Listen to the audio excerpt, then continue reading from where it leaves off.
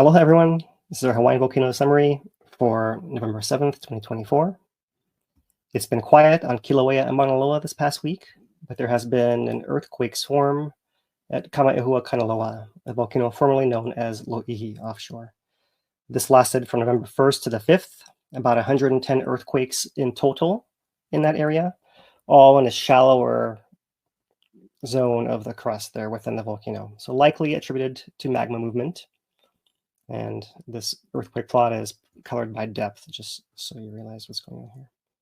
So this is the whole last week. And from there, we can share that the USGS has released an update on that volcano today and saying that the activity is essentially over there. The largest event was a magnitude 4.3 that occurred on November 2nd at a depth of 3.5 miles below sea level. What's interesting is if you note the one time that we have a confirmed eruption of that volcano was in 1996. And that sequence included more than 4,000 earthquakes with 95 events larger than magnitude 4, the largest one being magnitude 5 in that case. So that's the benchmark right there. You're looking at something about 100-ish events over magnitude 4. Then you're looking at possible eruptions. So what we're seeing is likely just a more minor movement of magma within a volcano. So that's the unusual thing for this week.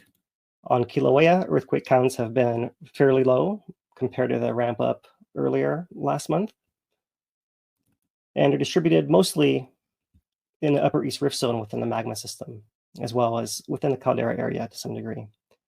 Quite a lot of flank activity happening. This is normal to see it at this rate, as well as pahala activity still ongoing over in the deeper colors over here. So pretty quiet still in Kīlauea. In past weeks, we've seen lots of this area full of earthquakes as well, especially the recent eruption site right around here is notably empty this week. If we look at our tilt meters here at Sand Hill Station, that's detecting both a summit caldera signal and a south caldera signal. There seems to be slow inflation on both, although there is extra signal from a large earthquake as well as the rain signal that's coming in through in the last few days here, even back to the first of the month. In the mid-rift zone at the escape road, we're seeing a stabilization there, so perhaps a slow filling in that area. But further down rift, near the eruption site, it looks like there is no filling nor emptying happening in that area. And Pu'u crater itself is also still deflating, but showing all these various effects of rainfall on the ground tilt as well. On Mauna Loa, it's been even quieter. Here's our map of earthquakes for the past week. Only one dot's easily visible. There are quite a few others that are very small here in the surrounding areas. This is all part of the regular background for Mauna Loa as it continues to recover from the 2022 eruption.